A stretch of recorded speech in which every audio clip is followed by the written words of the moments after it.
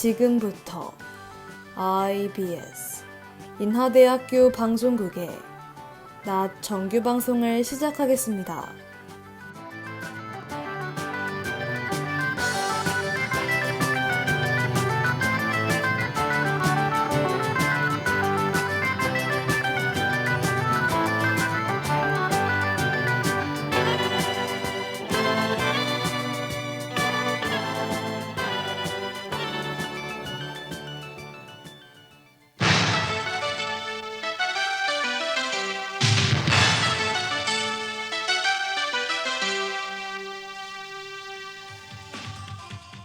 IBS 낮 뉴스입니다.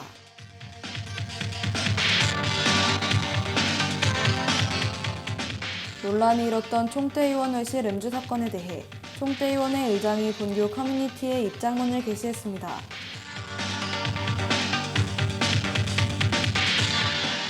일부 학우들 사이에서 정석학술정보관 열람실의 개방을 바라는 목소리가 나왔습니다. 인경호 주변에 외부 음식 급여 금지 알림판을 설치해달라는 의견이 제기됐습니다. 이상 이 시간 주요 뉴스입니다.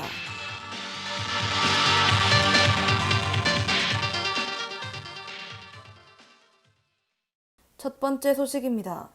논란이 일었던 총대의원회실 음주 사건에 대해 총대의원회 의장이 본교 커뮤니티에 입장문을 게시했습니다. 지난 9월 11일 본교 커뮤니티에는 지난 10일 새벽 1시에 총대의원 회실에서의 음주를 목격한 학우가 있다는 글이 올라왔습니다. 이에 14일 입장문에서 총대의원회 의장은 중앙위원회 전원 음주 사실이 없다고 진술했으며 명확한 진위를 밝히기 위해 CCTV 확인을 거쳤다고 밝혔습니다.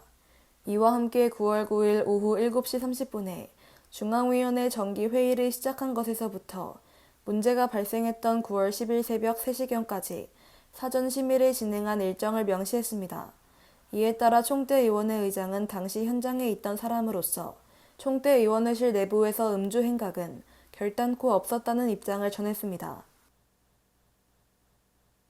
다음 소식입니다. 일부 학우들 사이에서 정석학술정보관 열람실의 개방을 바라는 목소리가 나왔습니다. 지난 9월 12일 한 학우는 본교 커뮤니티에 지금 개방된 라운지를 닫고 관리하에 정석학술정보관의 열람실이 개방되기를 바란다는 글을 게시했습니다. 해당 학우는 지난 학기 시험기간에 열람실이 개방됐을 때 방역이 철저하게 이뤄져 다른 장소보다도 마음 편히 사용할 수 있었다고 전했습니다. 더불어 집단 감염 사례가 없었던 타 대학의 열람실 개방 상황을 언급하며 본교에서도 관리가 철저히 된다면 열람실 사용이 가능할 것이라고 주장했습니다. 이에 일부 학우들도 본 의견에 동의하며 정석학술정보관의 경우 출입 데이터가 남기 때문에 다른 장소보다도 관리가 수월할 것 같다는 반응을 보였습니다. 다음 소식입니다. 인경호 주변에 외부 음식 급여 금지 알림판을 설치해달라는 의견이 제기됐습니다. 지난 9월 4일 한 학우는 인경호에 사는 동물들에게 외부 음식을 주는 사람을 목격했다고 밝혔습니다.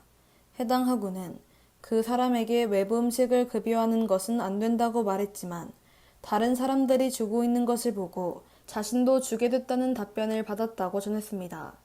이에 해당 학우는 인경호에 사는 동물들의 건강을 위해서 사람들이 음식급여 금지 내용을 상기할 수 있도록 해야 한다고 주장했습니다. 그에 대한 방법으로 정자와 학관 건너편 쪽을 비롯한 인경호 근처에 알림판 설치의 필요성을 강조했으며 일부 학우들도 본 내용에 공감을 표했습니다. 다음은 간추린 행사 소식입니다.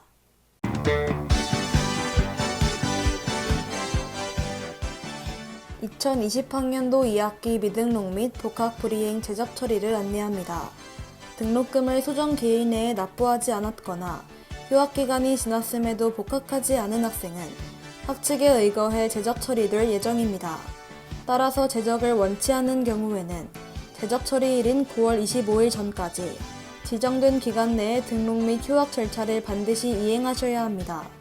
최종 등록 기간은 9월 21일부터 9월 22일 오후 5시까지이며 수료 예정자는 부분 등록 신청 후 등록금 미납 시까지 수료 처리된다는 점 참고 부탁드립니다. 최종 휴학은 9월 25일 오후 5시 30분까지로 본교 포털 사이트에서 신청 가능하며 외국인 학생의 경우 소속 대학 행정실에 방문해 신청해야 합니다. 기타 자세한 사항은 교내 전화 860-7043번으로 문의하시길 바랍니다. 2020학년도 하반기 인하 멘토링 모집을 안내합니다. 모집 기간은 9월 11일부터 9월 18일까지로 2학기 등록 학부생만이 지원 가능하며 멘토 활동 경험이 없더라도 참여하실 수 있습니다. 활동 기간은 이번에 9월부터 12월까지이며 학기당 최소 14시간에서 20시간 이상의 활동 시간을 충족해야 합니다. 모집 인원은 최대 비대면 119명, 대면 61명으로 서류 심사를 통해 선착순으로 선발되며 본교 홈페이지 공지사항에 있는 링크에 접속해 신청하실 수 있습니다. 신청 시 첨부된 수요조사서에서 수요기관의 봉사활동 요일과 시작일을 참고해 수강시간표와 겹치지 않도록 주의해 주시길 바랍니다. 그리고 멘토링 이수자는 참여 혜택으로 인하 프로그램 장학금 10만원과 멘토링 활동 인증서 및 우수 멘토 표창을 받을 수 있다는 점 참고해 주시길 바랍니다. 기타 자세한 사항은 교내 전화 860-7067번으로 문의하시길 바랍니다.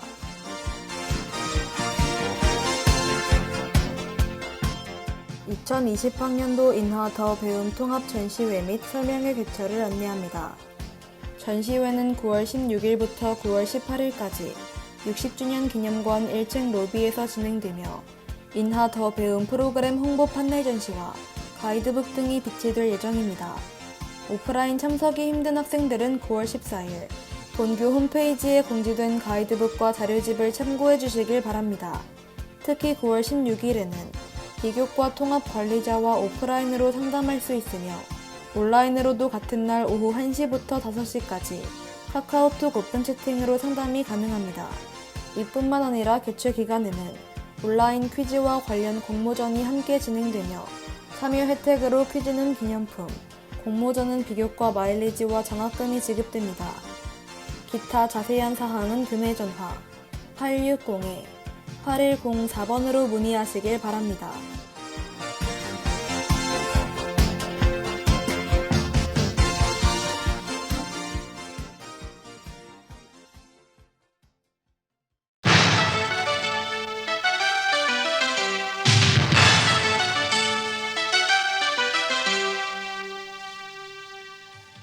지금까지 IBS 낫뉴스의 장효서였습니다.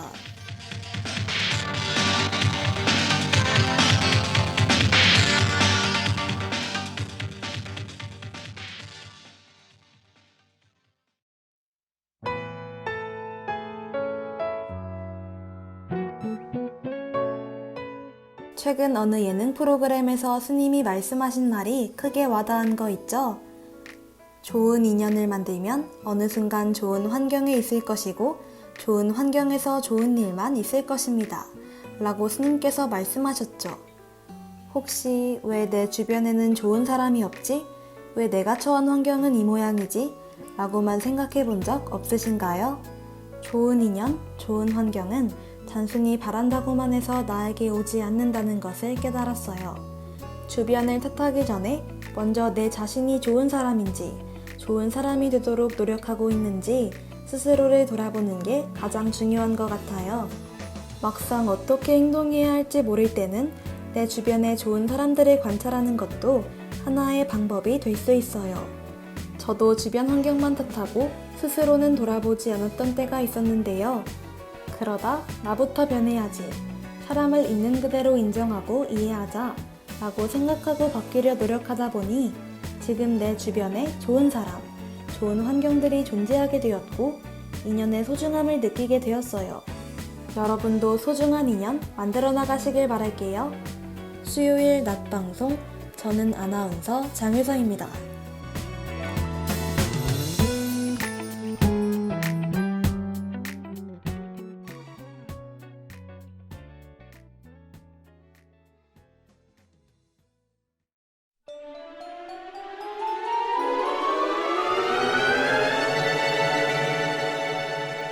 지금 여기 오랜 시간이 지났지만 여전히 살아있는 500연의 역사들, 과연 우리는 역사에 대해 얼마나 많이 알고 있을까요?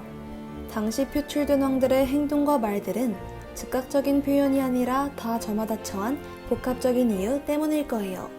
보여지는 것만이 전부가 아닌 가려져 있던 과거 역사 속 사실들, 한 나라의 중심에 선 왕들의 심리 상태, 우리가 흔히 알고 있는 조선사가 아닌 그보다 더 전으로 떠나 고려사 속 진실을 심리학적으로 접근해보는 시간, 그 살아있는 고려사 이야기 속으로 방구석 과거 여행, 지금 떠나볼게요. 너도 역사를 알고 싶니?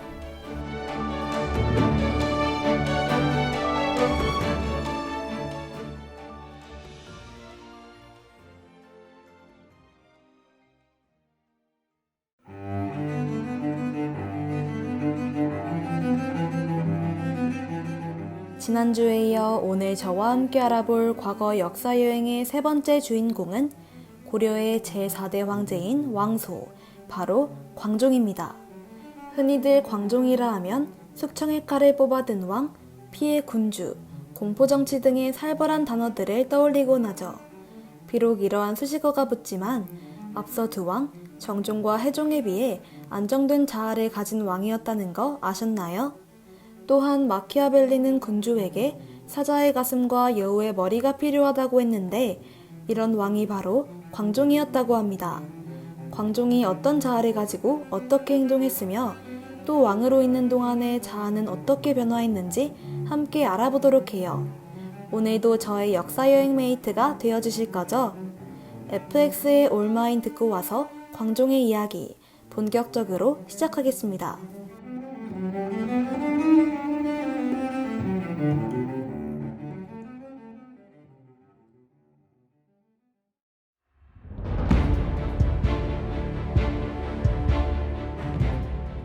고려 제4대 왕 광종.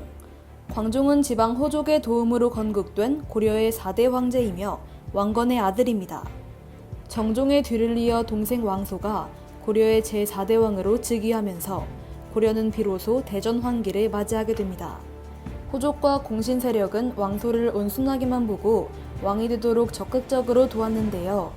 광종 초기까지도 국정의 운영은 유력 호족들의 협의로 이루어졌으며 왕은 상징적인 위치일 뿐이었죠. 하지만 이후 서서히 위치는 변하게 되는데 광종은 재위 기간 동안 탐색기, 왕권 강화기, 숙청기를 거쳤습니다. 천천히 살펴볼게요. 광종은 즉위 초기엔 여우처럼 조용히 지내며 친위 세력을 기른 다음 사자처럼 호족을 숙청하기 시작했죠. 최승로는 광종에 대해 이렇게 말합니다. 초기 8년의 통치는 가히 중국 하은주에 견줄만 하다. 탐색기, 즉 즉위 초반에 그는 먼저 자신의 정치적 역량을 기르는 데 집중했습니다. 토론 내용을 읽으며 왕으로서의 덕성, 시세 능력을 기르는 한편 나라의 주도권을 호족들에게 맡기고 호족 상호 간의 구도와 작동 방식을 살폈던 것이죠. 자신의 주변 환경을 좋게 변화시킬 수 있다고 확신하며 현실에 대해 자신감 있게 접근하는 자, 방어나 공격을 하기보다는 현실을 있는 그대로 바라보며 건설적인 관계를 만들어 자아를 실현할 수 있는 장으로 만드는 자, 즉 상상력과 창의력으로 현실의 의미를 창출하고 타인이 무엇을 느끼며 어떤 상태인지 공감하는 능력을 가지고 있는 것이 바로 건강한 자아를 가진 사람이고 그를 광종이라 할 수 있는 것이죠. 이쯤에서 폴킴의 커피 한잔 할래요 듣고 이야기 이어가도록 할게요.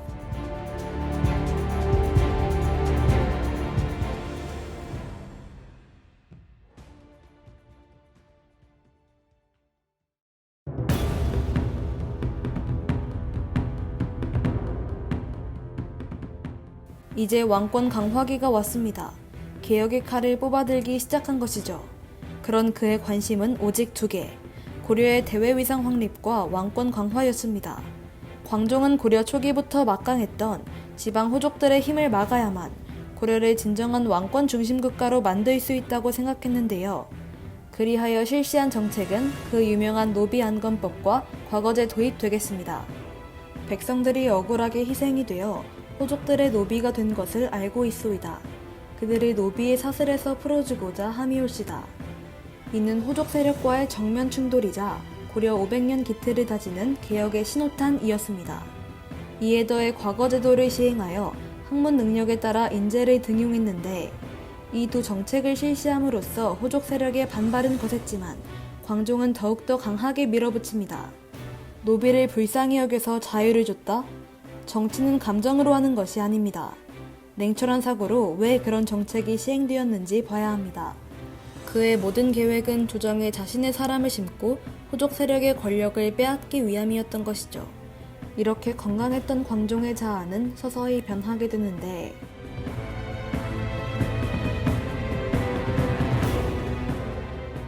앞선 해종과 정종과 달리 독자적인 세력 기반을 확보한 광종.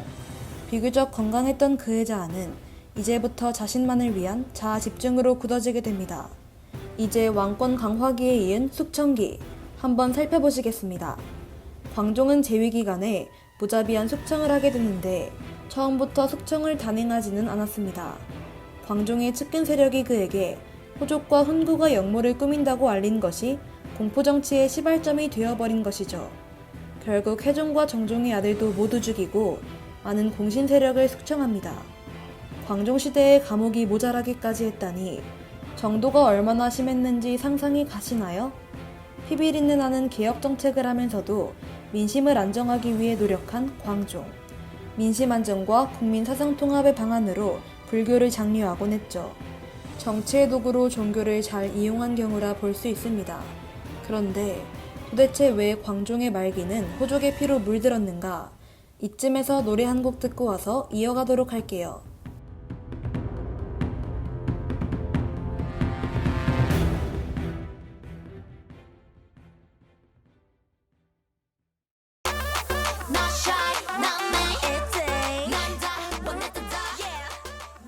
지금 들으시는 곡은 있지의 나 차이입니다. 빨리빨리 원하는 걸 말해 못 가지면 어때 괜히 망설이 다시 가만 가니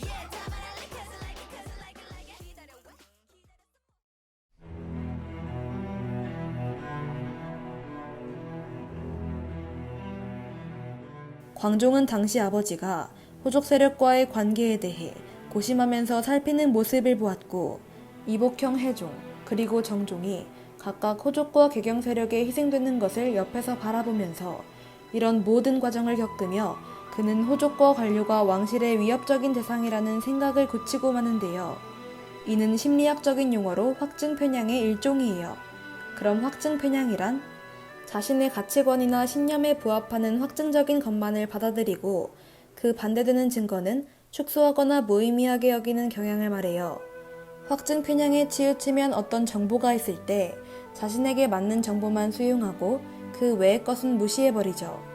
객관적인 사실 여부와 관계없이 믿고 싶은 것만 믿고 믿기 싫은 것은 안 믿는 모든 것을 자기에게만 이롭게 되도록 생각하거나 행동하는 사고방식이에요. 한번 예를 들어 볼까요? 예를 들어 우리가 왼손잡이들이 사악하다고 생각한다면 왼손잡이 살인자는 전부 그 관점을 입증해주는 도우미 역할을 해요. 실제로 훨씬 더 많은 오른손잡이 살인자가 있다는 통계가 제시되더라도 왼손잡이 살인자를 볼 때마다 확신에 확신을 거듭하게 되며 오른손잡이 살인자는 예외시키는 것이죠. 특히 확증 편향은 두려움을 확인시켜주는 자료에 초점을 맞추게 하는데요. 비행기 여행이 위험하다고 믿는 사람에게는 그 많은 안전운행의 기록이 단 한 차례의 사고의 기억에 대한 공포보다 더 중요하게 다가오지 않게 돼요. 이러한 심리적 본성은 정보화 사회인 오늘날에도 심각한 문제를 일으킬 수 있는 요소로 작용되기도 한답니다.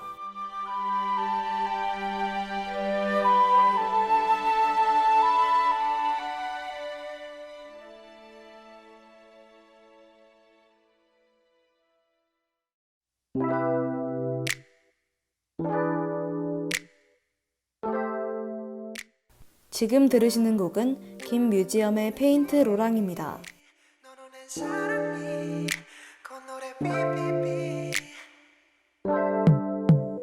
널 보러 가는 길과 고민의 길이가 겹쳐질 때쯤 익숙한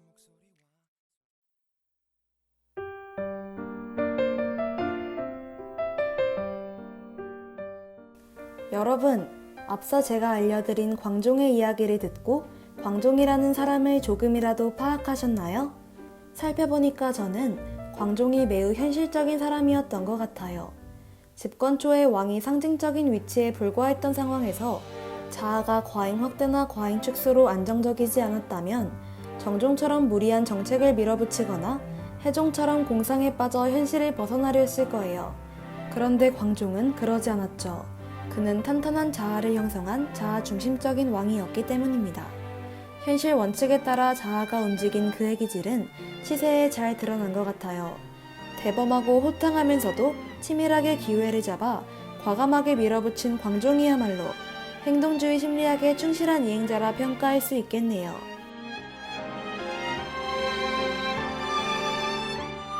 오늘도 저와 함께 심리학적 접근을 통해 고려사의 일부를 보고 오셨는데요. 어떠셨나요? 과거든 현재든 모든 사람들의 행동엔 이유가 있고 그 이유 속엔 우리가 차마 일일이 알 수 없는 심리적 요소가 작용하고 있어요.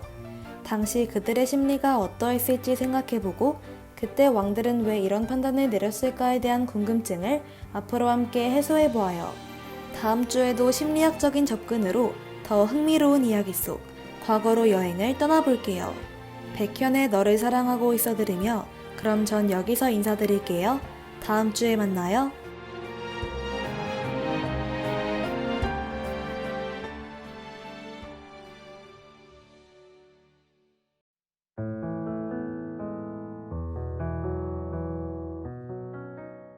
지금까지 제작의 이단비, 기술의 박지민, 진행의 전 장효서였습니다. 고맙습니다. 어떤 말로 표현해야 이 감정을 할까? 어떻게 지금까지 여러분께서는 IBS 인하대학교 방송국의 낮 정규 방송을 들으셨습니다. 인하대학교 방송국은 아침 방송 8시 15분부터 8시 45분까지, 낮 방송 12시 15분부터 12시 55분까지 하루 1시간 10분 동안 음악, 교양, 보도 등 다채로운 프로를 방송하고 있습니다. 본 방송국에서는 노래를 창조하는 혁신의 해로 정하고 항상 열린 마음과 노력하는 자세로 인하인과 함께하는 방송을 만들기 위해 최선을 다하고 있습니다. 다음 정규 방송 시간까지 안녕히 계십시오. 여기는 참된 방송 인하대학교 방송국입니다. IBS